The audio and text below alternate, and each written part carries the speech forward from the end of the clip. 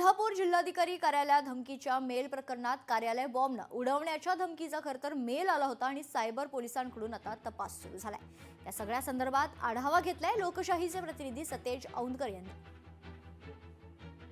कोल्हापूरचं जिल्हाधिकारी कार्यालय काल दुपारी 2 वाजता बॉम्बनं उडवून देणार अशी धमकी आहे ती प्राप्त झालेली होती आणि त्यानंतर जवळपास 2.5 तास या ठिकाणी बॉम्ब शोधक पथकानं सर्च ऑपरेशन केलेलं होतं आणि आता सध्या पाहतोय आपण आज या सगळ्या संपूर्ण परिसरात खरं तर जिल्हाधिकारी जे आहेत अमोल येडगे हे आत्ताच या ठिकाणी दाखल झाल्याच्या दृश्यांमधून आपल्याला पाहायला मिळते आणि एकूण जर पाहिलं तर काल दुपारी साधारणतः अर्णव अश्विन शेखर या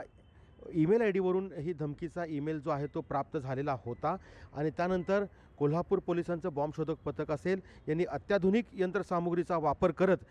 या ठिकाणी संपूर्ण परिसराची आहे ती शोध मोहीम या ठिकाणी राबवली गेलेली होती आणि त्यामुळं आज सध्या शाहूपुरी पोलीस आहेत त्या ठिकाणी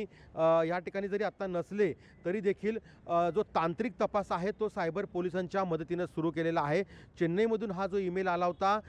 असाच ईमेल आणि कुणाला केलेला आहे का आणि त्याचा IP ॲड्रेस काय आहे याचा शोध घेऊन तांत्रिक तपास आहे तो सायबर पोलीस करताना आपल्याला पाहायला मिळते आणि जर